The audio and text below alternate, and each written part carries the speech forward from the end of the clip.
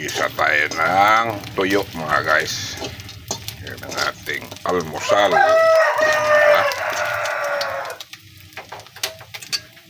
Tayo natin yung apoy para hindi masunog. Yan ang ating tuyo. Matabang yan siya guys. Wow. Ang bango.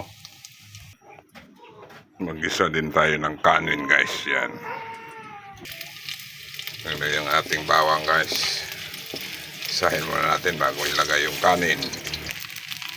Yan na yung ating ginisang kanin guys. So, diba? Sarap yan guys. Yan ang partner ng tuyo. Diba guys?